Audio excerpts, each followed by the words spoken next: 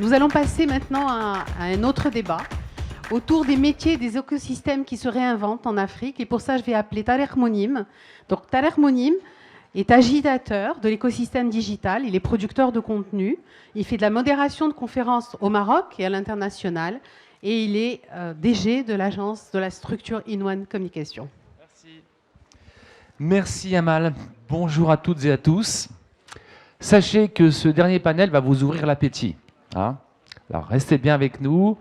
Assis, en tout cas, je suis ravi d'être là parmi vous ce vendredi matin. Ça pourrait être le titre d'une chanson, comme l'a si bien chanté Wassila tout à l'heure.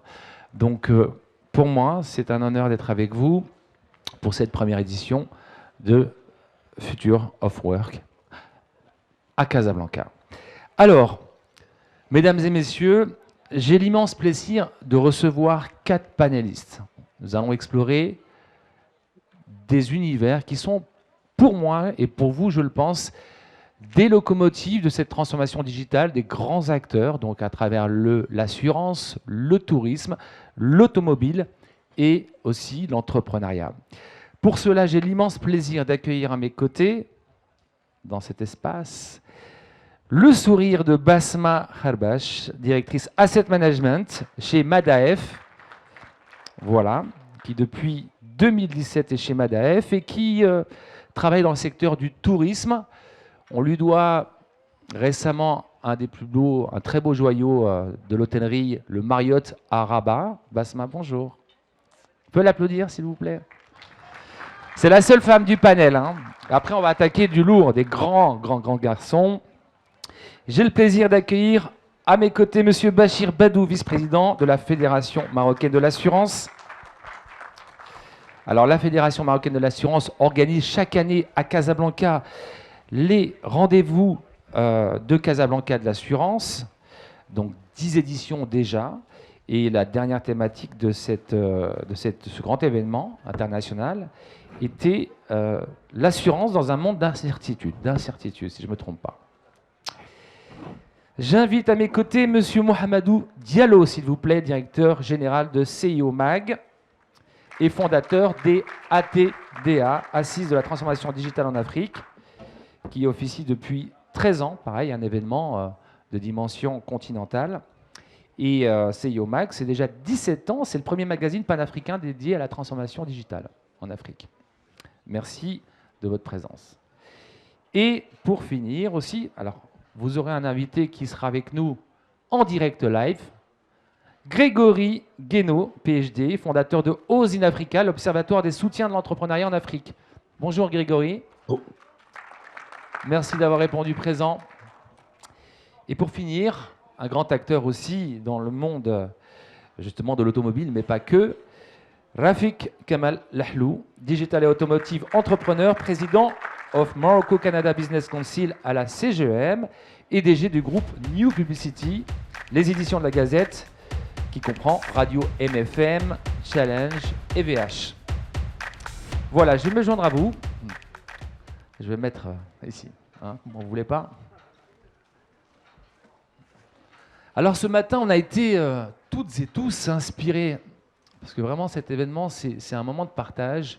Et vous l'avez compris, il y a beaucoup d'inspiration à travers des retours d'expérience de gens que l'on suit tous. Et c'est l'occasion de nous retrouver. Avant d'aborder un peu cette thématique sur l'écosystème et les métiers qui se réinventent en Afrique et d'explorer ensemble les nouvelles tendances justement qui ont transformé vos secteurs respectifs, restons un peu aussi dans l'humain. Je vais me tourner vers Basma. Basma, toi qui était au sein de PwC, qui a travaillé, qui maintenant opère dans le monde du secteur de l'hôtellerie, comment aujourd'hui toutes ces transformations, que ce soit, on parle beaucoup de ChatGPT, du digital, de l'intelligence artificielle, comment toi, personnellement, tu as appréhendé toutes ces technologies et cette transformation pour te réinventer personnellement et réadapter tout ce que tu vois, tout ce que tu subis au sein de ton métier. On fera le tour, hein, et ensuite on va explorer en profondeur. Bonjour à toutes et à tous. Merci Tariq pour cette question et merci à tout le public d'être présent parmi nous. Alors, pour revenir à votre question, Tariq, nous sommes effectivement baignés dans ces nouvelles technologies.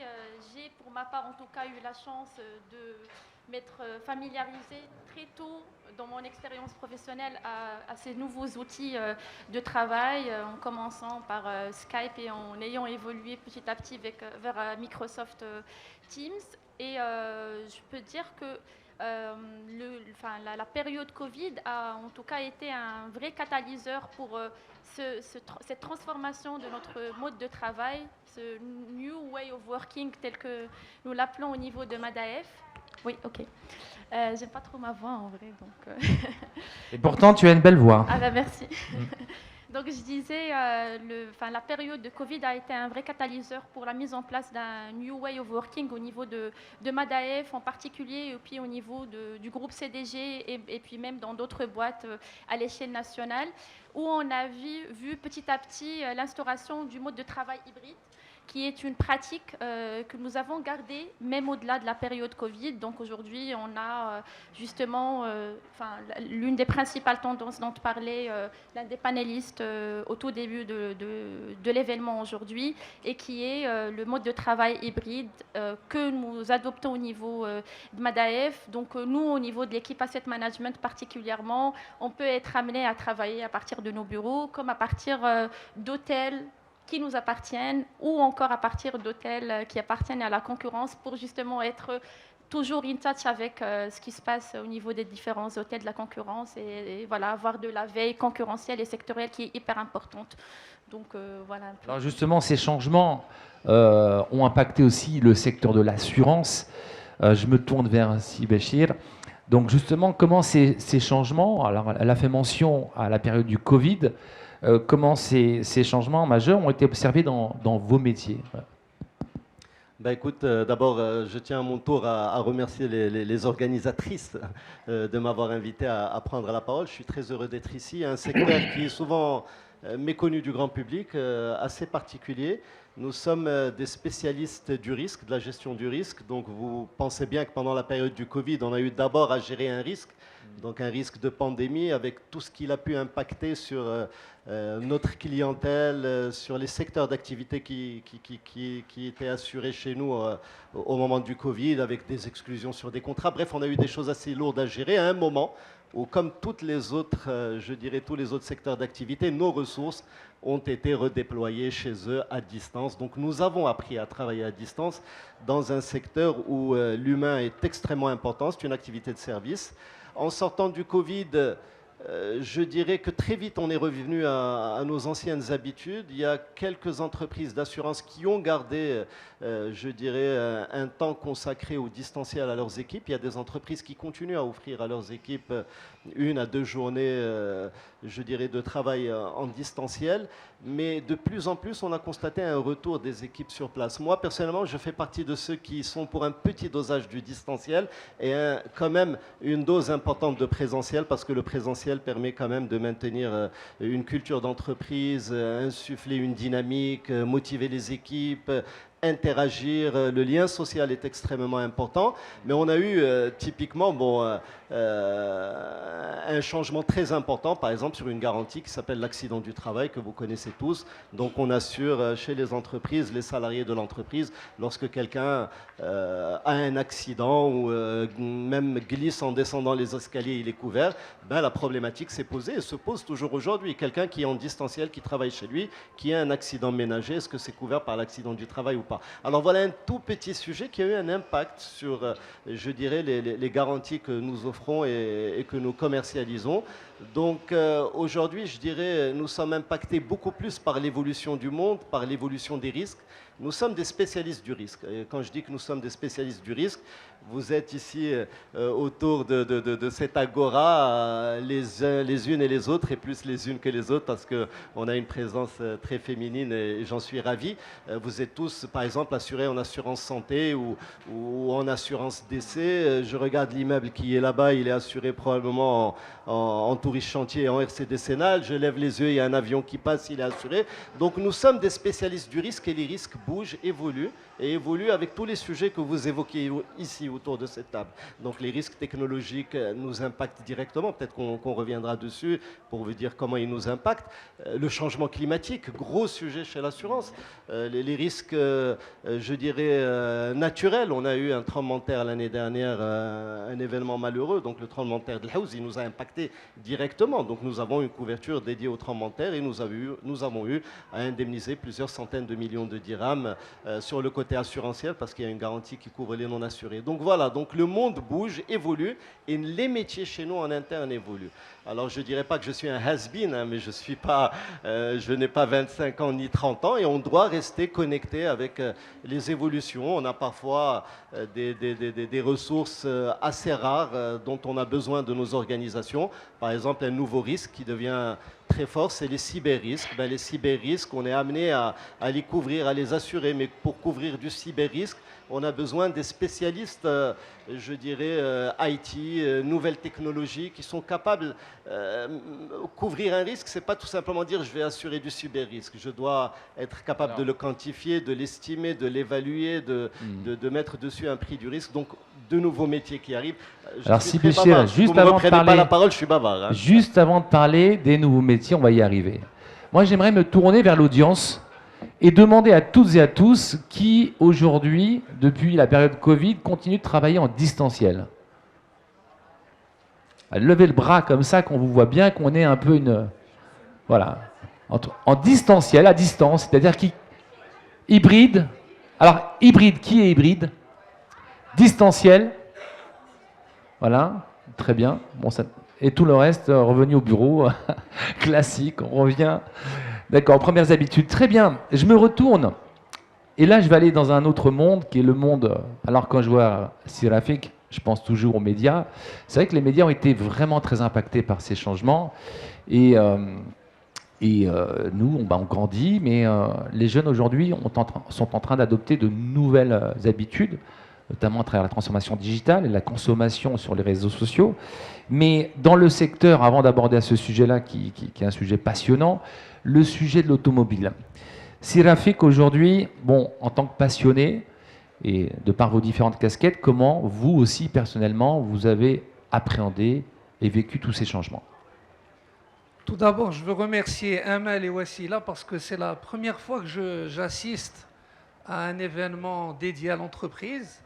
Et on est dans un cadre hyper cool, agréable, décontracté. Et je pense qu'on est plus réceptif que quand on est dans une salle de conférence fermée. Oui, pourtant, vous avez mis la cravate aujourd'hui. Voilà, j'ai mis la cravate par respect à ces dames. Même si c'est vendredi, on parle de Casual Friday. Je n'ai pas l'occasion de mettre la cravate. Je me suis dit aujourd'hui, je vais me mettre sur mon 31.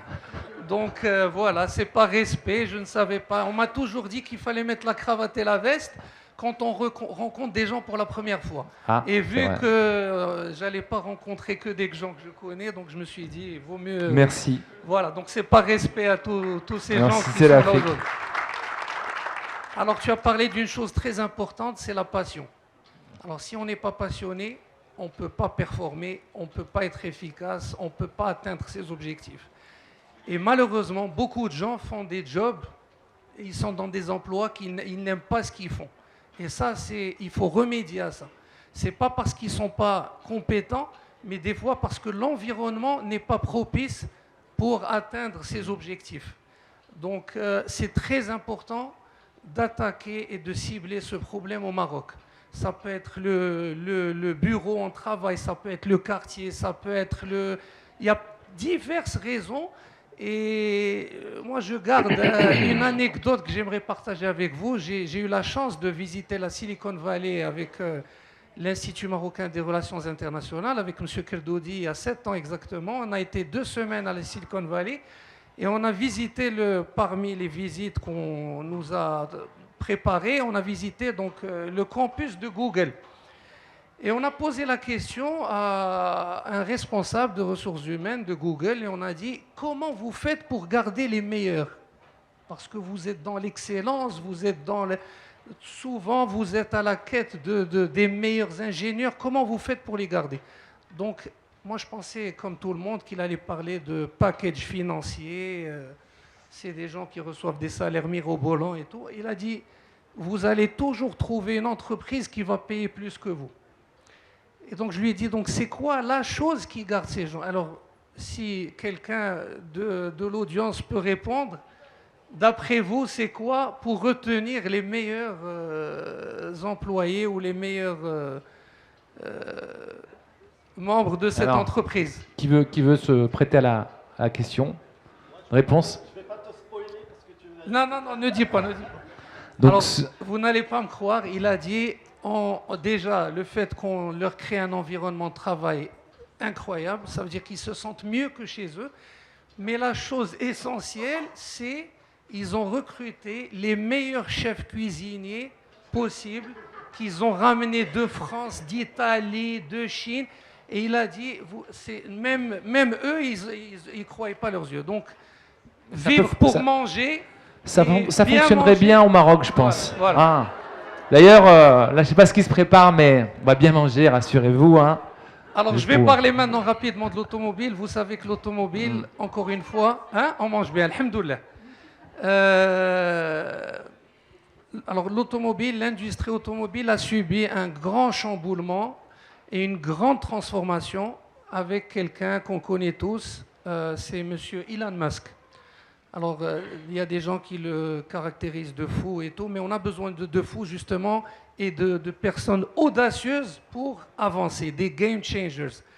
Elon Musk, personne ne le croyait dans l'industrie automobile. Alors, tout le monde pensait qu'il allait lancer une start-up dans la mobilité, des voitures électriques, et revendre cette entreprise à 10 fois sa valeur. Et bien, 10-15 ans plus tard, il leur a prouvé tous qu'ils étaient fautifs. Et c'est une boîte, donc c'est un constructeur automobile qui vaut plus que Mercedes, Toyota, Volkswagen réunis. Alors tout ça pour vous dire que cette transformation vers l'électrique, elle est réelle. Et tous les gens qui me posent la question, est-ce qu'il faut passer à l'électrique? Bon, ici au Maroc, peut-être pas tout de suite au 100% électrique, mais ça va venir parce qu'on attend que l'infrastructure de recharge se soit complète et soit un peu partout dans le pays. Deuxième chose, c'est les Chinois. Alors les Chinois, il y a 20 ans, ils copiaient tous les autres constructeurs automobiles. Toutes les voitures chinoises, c'était des copies de voitures italiennes, allemandes, françaises. Et le gouvernement chinois, il y a 20 ans, ils ont eu aussi leur programme d'accélération industrielle dans l'automobile. Ils leur ont dit, vous arrêtez ce que vous faites, vous passez tout de suite à l'avenir. Donc il y a 20 ans, ils ont pensé à aujourd'hui. Donc les résultats qu'on voit aujourd'hui de la voiture chinoise, ça ne date pas d'il y a 2-3 ans, ça date d'il y a 20 ans. Et donc quand vous devez faire une transformation, une révolution dans ce que vous faites, ça prend beaucoup de temps, malheureusement. Bon, aujourd'hui, on a de la chance d'avoir l'intelligence artificielle, d'avoir des outils qui nous permettent de raccourcir ce temps. Mais tout ça pour vous dire que ce n'est pas juste l'entreprise, c'est tout l'environnement, c'est le public, c'est les autorités locales, c'est l'entreprise, c'est les ressources humaines, c'est là où vous travaillez. Donc c'est tout l'environnement qui doit suivre. Donc même si vous êtes le meilleur entrepreneur, quelqu'un d'audacieux, si vous n'êtes pas dans le bon environnement, alors ça ne vaut rien du tout. Et d'ailleurs, j'ai rencontré plein de Marocains un peu partout dans le monde qui ont réussi à la Silicon Valley, qui ont réussi à Singapour, qui ont réussi même en Australie. Ils adorent le Maroc. Ce n'est pas qu'ils n'aiment pas le pays, ils adorent le Maroc. Ils voudraient venir faire des choses au Maroc, mais à chaque fois qu'ils sont venus, ils ont été arnaqués, ils ont rencontré les mauvaises personnes, ils ont gardé de mauvais souvenirs et ils ont quitté le pays. Donc, alors, si Bachir, très bien, l'environnement. Rafik, parce que là j'ai l'impression que vous ressemblez tous les deux, il va falloir vous arrêter à chaque fois. Il est plus beau gosse que moi. Alors, l'environnement, oui, certes, important. Moi, je pense que depuis un certain temps, on a beaucoup vanté la Silicon Valley, et sincèrement, j'ai le sentiment que on est en train aussi, nous, réinventer notre propre modèle. Bien sûr, avec au Maroc, l'UM6P, sur le continent. On cite l'UM6P et c'est bien que vous le citiez. Au niveau africain, dans cette dimension africaine, si on parle un peu des dernières tendances, mais en quelques points. Mohamedou Diallo, vous êtes vraiment expert du sujet à travers CEO Mag, ce magazine qui a suivi vraiment toutes ces tendances. Aujourd'hui, qu'est-ce qui ressort vraiment dans le top 5, les 5 points essentiels aujourd'hui des tendances qui marquent aujourd'hui ce changement de paradigme dans le secteur du travail? Très bien. Merci beaucoup pour cette invitation. Donc, je remercie les organisatrices de cet événement qui m'ont associé. Donc, on a l'habitude de travailler ensemble, notamment en Côte d'Ivoire, au Sénégal, à Madagascar, avec Amal, Wissal et Wassila. Donc, on a travaillé dans des environnements vraiment différents, donc vraiment au cœur de l'Afrique, sur les activités de la transformation digitale. Et bravo pour cette belle initiative. Donc, avant de commencer, donc, je voulais rebondir juste sur la conclusion de monsieur, sur notamment les gens qui viennent travailler au Maroc, qui adorent le Maroc et qui repartent au bout de quelques temps parce qu'ils ont été arnaqués. En tout cas, moi, ça n'a pas été mon cas. Il n'a pas dit ça. Attention. Ce que j'ai compris. Non, il n'a jamais parlé d'arnaque. D'accord. En tout cas, moi, c'est une expérience différente puisque j'ai commencé mon expérience professionnelle au Maroc. Une partie de mon expérience professionnelle au Maroc il y a 17 ans. Et donc, depuis 17 ans, je suis resté. Et donc, je continue à faire des activités au Maroc avec des Marocains. Et c'est un environnement que j'aime bien et je continue à le faire. Et c'est un pays très adorable. Voilà. Et pour la partie automobile, également, un sujet très important également où nos Africains, donc, on devrait être très vigilants par rapport à ce qui se passe, notamment avec les voitures électriques. On a fait une conférence récemment à Dakar sur la mobilité urbaine, donc le futur de la mobilité urbaine. Et l'une des conclusions qui en sortait, qui disait qu'il ne faudrait pas que l'Afrique soit le cimetière de l'Europe par rapport aux voitures dépassées. C'est-à-dire on passe à l'électrique, donc ces voitures-là sont dépassées. Et naturellement, le marché qui offre le plus de possibilités aujourd'hui, ça va être l'Afrique. Donc on va envoyer toutes les voitures qui sont dépassées sur le continent africain et qui ne sont pas adaptées à notre environnement. Et je pense qu'en termes de vigilance, il va falloir qu'on soit très vigilant là-dessus. Pour revenir à la question sur le futur du travail en Afrique, donc je pense qu'on a vu l'arrivée des startups. L'Afrique a été très résilient après la Covid. On a vu l'émergence des startups et la montée en puissance des levées de fonds, parce qu'aujourd'hui on est à plus de 6 milliards de levées de fonds sur le continent africain, avec des startups très dynamiques dans la monétique, dans le domaine de la fintech, dans le domaine de l'assurance. On a vu pas mal de startups émerger aujourd'hui. Et l'autre fait que je veux souligner, c'est que tout le monde ne peut pas être leader, tout le monde ne peut pas être créateur d'entreprise. Et à côté de ça, il y a un phénomène qui apparaît aujourd'hui clairement, c'est les développeurs qui travaillent avec l'Europe à partir de leur pays. C'est-à-dire, ils sont dans une banlieue du Rwanda, ou de Lagos, ou d'Abidjan, mais qui travaillent sur des sujets très en avance sur la robotique, sur l'IA, avec des pays qui sont en avance, comme l'Allemagne, etc., dans une banlieue où on ne pensait pas qu'on pouvait développer ce genre de choses. Donc aujourd'hui, on dénombre plus de 700 000 jeunes développeurs basés sur le continent africain et qui développent des solutions de robotique. Et tout à l'heure, vous avez évoqué la partie des data scientists pour la partie assurance. Et donc, c'est des métiers qui émergent aujourd'hui que les jeunes africains ont vraiment adoptés et qui développent dans des endroits vraiment qu'on n'aurait pas pu penser. Et qui font un travail extraordinaire. Et donc, on voit une montée en puissance de ces métiers-là. Donc, aujourd'hui, on a plus de 700 000 jeunes qui sont dans la freelance, dans ces métiers qui sont des métiers d'avenir. Et donc, il y a 5 ans, si on avait pensé qu'il y avait ces métiers-là en Afrique où les gens pouvaient travailler à distance, personne ne l'aurait cru. Et donc, aujourd'hui, c'est une tendance très forte qui se développe de plus en plus. Et un point que je voulais développer, et pendant ces 2 journées, on a peu évoqué l'avenir des métiers comme en Afrique, ce qui fait la structure de l'économie. Alors justement, c'est le sujet, on va y arriver. Mais je vais me tourner, permettez-moi de me tourner vers Grégory Guénaud, qui est en ligne avec nous. Alors je ne sais pas, bonjour Grégory, tu nous entends? Tu es où exactement, dans quel pays? Parce que je sais que tu voyages beaucoup. Grégory, 1, 2, 1, 2. Là, actuellement, je suis à Paris, mais j'étais avant-hier à Sud. Oui, vous m'entendez ou pas? Oui, très bien. Vous m'entendez? Grégory, merci d'être avec nous. Et rapidement, on fait un petit tour avant d'enchaîner sur des questions beaucoup plus précises. Est-ce qu'aujourd'hui, parce que tout le monde a mentionné, on parlait d'environnement, est-ce que tu penses que l'environnement aujourd'hui, que ce soit pour nous, le Maroc et l'Afrique, est propice, aide à créer ces nouveaux métiers, à encourager ces nouveaux métiers du Future of Work? Bonjour Tariq, je suis content de te voir aujourd'hui, même si c'est à distance. La prochaine fois, ce sera à Casablanca. Et merci beaucoup à nouveau à Wassila et à Mal pour ce magnifique événement. Alors, effectivement, la question de l'environnement est très importante. Nous, ce qu'on voit, alors moi, je suis chercheur, mais aussi je suis entrepreneur. Donc, j'ai un peu la double casquette. Et qu'est-ce que je vois sur le terrain? Je vois, on va dire, deux grands problèmes. Il y a le problème des complémentarités et le problème du temps.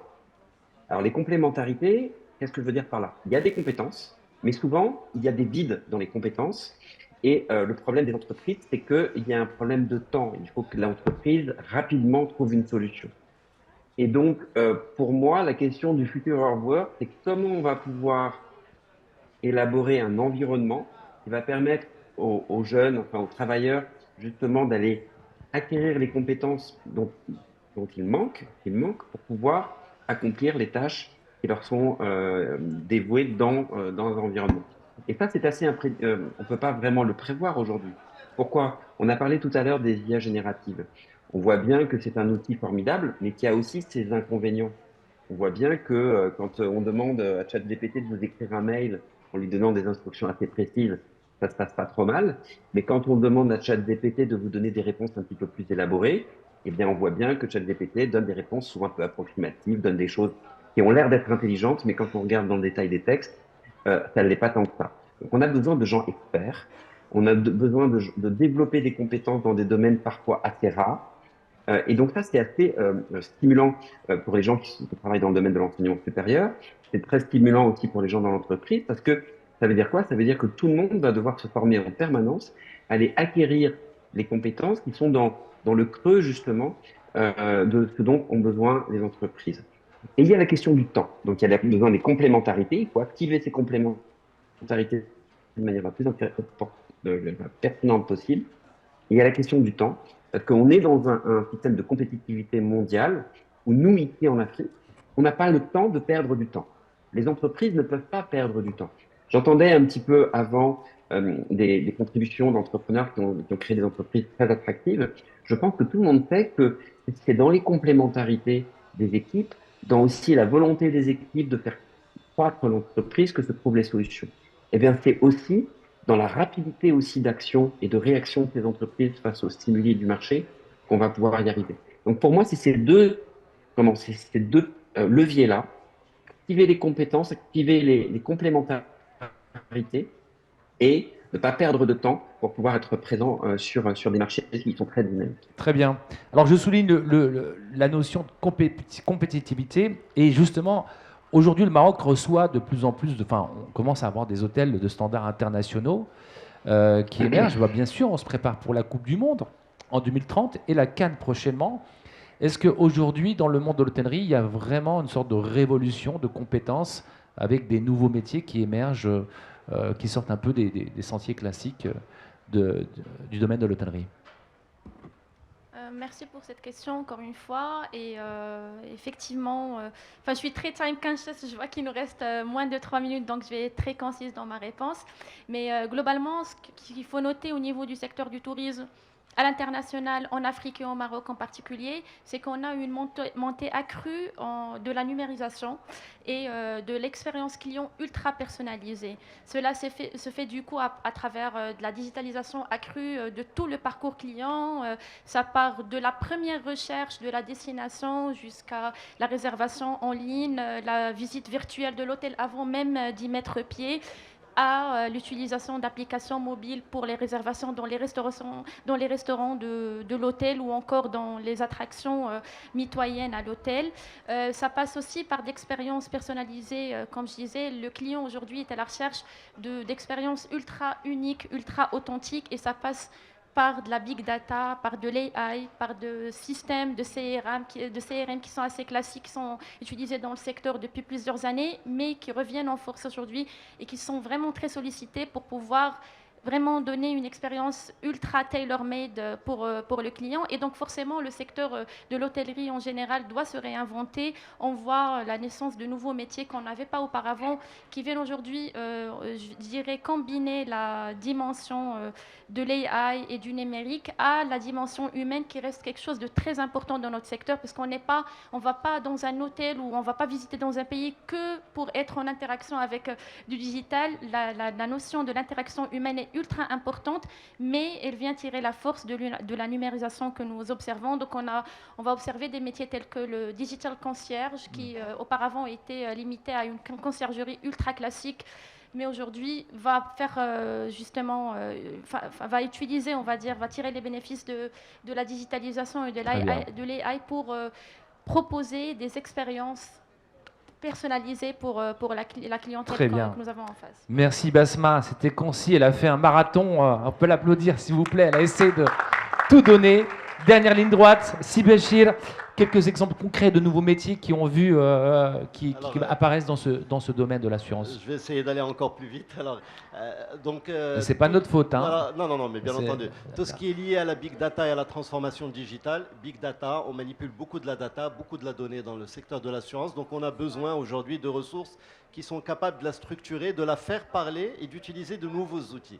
Alors, les personnes qu'on avait dans nos organisations, qui nous accompagnent depuis 30 ans dans nos organisations, ont dû aussi se former, se mettre à jour, et on recrute beaucoup de jeunes vraiment spécialisés. Alors, ce sont des data scientists, on a parlé tout à l'heure de data scientists, on a des chief data officers, ce sont des personnes qui sont en charge de l'intégrité de la data, de sa conservation, de sa sécurité, de son intégrité, mais il y a aussi sur les métiers de la souscription. Autrefois, un souscripteur, un vendeur, c'est quelqu'un qui faisait du porte-à-porte, qui prenait des rendez-vous, qui allait faire de la démarche commerciale. Aujourd'hui, c'est des gens qui font de la démarche en ligne, ce sont des gens qui génèrent des leads à travers des outils Internet, etc. Donc voilà, beaucoup de métiers nouveaux. Les métiers RH ont aussi beaucoup évolué. Le RH, ce n'est plus quelqu'un qui gère des fiches de paye, des jours de congé, des absences, mais les RH, ce sont des personnes aujourd'hui qui en interne doivent faire vivre l'entreprise, créer des liens sociaux au sein de l'entreprise, accompagner à l'intérieur de l'entreprise des problématiques qui n'existaient pas autrefois, de stress, de maladie mentale. Enfin, je pourrais encore parler des heures. Bien sûr, on pourrait passer. De toute façon, on a toute l'après-midi, mais je continue. Je vais gratter quand même. 2 minutes. Juste 2 minutes. Ils sont venus de loin quand même. Hein. Merci Bachir. Alors, je ne vous demanderai pas d'être aussi rapide dans le flow, mais en tout cas, moi j'aimerais vraiment faire ressortir de votre part, à chacun, peut-on être optimiste en vivant ici au Maroc ou en Afrique par rapport à cet environnement? Parce que c'est ce que je retiens, on parlait d'humain, on était inspiré déjà ce matin, mais vous, de votre part, est-ce que vous êtes optimiste par rapport à ces changements, par rapport à ce vivier de compétences qui existent aujourd'hui au Maroc, qui sont formés au Maroc pour répondre à ces défis mondiaux? Si on n'était pas optimiste, on ne serait pas là aujourd'hui à débattre de cette question. Et le Maroc des 25 dernières années n'a rien à voir avec le Maroc des années 70, 80, 90. Grâce au règne de Sa Majesté Mohamed VI, c'est un Maroc moderne, c'est un Maroc qui bouge, c'est un Maroc qui est audacieux. On n'a jamais pensé que ce soit dans le sport, la culture, l'industrie. Donc c'est un Maroc qui bouge. Et on doit tous contribuer à ce Maroc qui bouge. Et tout à l'heure, j'ai parlé des Marocains qui sont à l'étranger. Et ben, encore une fois, ces Marocains souhaitent plus rentrer aujourd'hui que jamais penser qu'un jour, ils allaient dire maintenant, j'aimerais vraiment rentrer au Maroc et contribuer à ce changement. Et ça veut tout dire. Merci, Rafik. Voilà, donc, je termine J'adore avec ton cette optimisme. note optimiste. Très bien. On part sur le continent, sur une dimension continentale aujourd'hui. Ce vivier de compétences est-il préparé justement à affronter l'avenir et dans ces nouveaux domaines? Tout à fait. Donc, on parle de 275 millions de jeunes qui arrivent sur le marché de l'emploi d'ici à l'horizon 2030. Donc, ça peut être une opportunité pour le continent africain, mais également si on les forme comme il le faut, parce qu'aujourd'hui, dans le domaine du digital, on ne forme pas assez. Donc, on forme à peine 100 000 personnes plutôt dans le digital, ce qui est très peu par rapport aux besoins du continent africain. Donc je pense qu'il faut multiplier par 5 ce nombre de personnes qu'on forme pour aller vers des data scientists, des analystes, etc., qui vont vraiment affronter le monde du digital, si on veut vraiment affronter l'avenir avec beaucoup d'optimisme. On a dit qu'aujourd'hui, plus de 50% des métiers de l'avenir ne sont pas encore connus. Donc ces 275 millions qui arrivent sur le marché de l'emploi à l'horizon 2030 ont besoin d'être formés, ont besoin d'être guidés, etc., pour arriver vraiment dans le marché du travail avec beaucoup de moyens pour vraiment faire face à Très bien. Mais juste un seul point, c'est par rapport, on ne pourra pas le développer, mais juste un point, c'est le secteur informel qui fait 80% des emplois en Afrique. Très bien. Et je pense que ça a été très peu abordé. Et je pense qu'aujourd'hui, si on ne forme pas ces gens-là, et pour formaliser leur métier, pour aller vers l'avenir, on risque de se tromper de chemin vers l'Afrique. Très bien. Voilà. Et pour finir, Grégory qui est avec nous en direct. Désolé Rafik. Grégory, tu nous reçois ?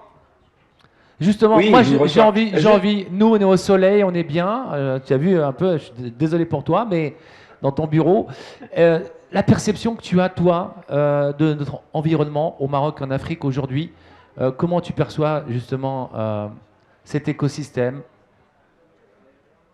Et d'ailleurs, je suis sûr que... Ah, tu vis au Maroc, oui, effectivement. Oui. Oui, je vis au Maroc, là je suis juste en déplacement et voilà, mais je vais juste réagir par rapport à d'autres choses. Je suis complètement d'accord que les compétences techniques des nouveaux métiers type data science, etc., ou ce qui était dit précédemment sur les métiers de l'hôtellerie avec des outils complexes sont indispensables, mais il ne faut pas oublier non plus l'humain. Je pense qu'aujourd'hui, une des choses qu'il faut développer en Afrique, c'est l'ingénierie des services, l'ingénierie de l'expérience, l'ingénierie du produit, pour pouvoir élaborer. Oula, on a perdu Grégory. Grégory Guénaud. Grégory, désolé, on t'entend plus. Des solutions que les gens vont pouvoir utiliser réellement. Donc ça, c'est la première chose. La deuxième chose. Ah, vous m'entendez ou pas ? Oui, oui. Vous m'entendez ? Oui. C'est bon ou pas ? Oui. Allô ? Allô ? Oui, oui, on t'entend. Donc, je disais, l'ingénierie des services, l'ingénierie des produits et l'ingénierie de l'expérience me semble très importante. Autre chose aussi, et je pense que c'est essentiel, le Covid et le distanciel nous ont fait perdre le sens de la collaboration, de la coopération dans l'entreprise et entre entreprises. Et probablement que c'est une chose qu'il va falloir redévelopper, c'est le sens du travail ensemble. Parce que c'est en capitalisant sur un travail collectif qu'on va pouvoir faire évoluer les entreprises et l'Afrique. Maintenant, la dernière chose, pour donner une vision plus holistique sur l'Afrique, c'est quoi ? C'est que nous, ce qu'on voit, c'est que les qualités et les défauts des écosystèmes ont tendance à se renforcer dans le temps. Ça, c'est ce qu'on voit avec les chiffres qu'on a relevés. Très bien, je pense qu'on va... Une des choses, rétablir des liens utiles, là où on a finalement renoncé à le faire. Merci Grégory. Je vous demanderai d'applaudir très chaleureusement Bachir Badou, Basma Kharbash, Grégory Guénaud, Mohamedou Diallo et Rafik Kamal Lahlou. Merci de votre partage. Je donne la parole à Wassila.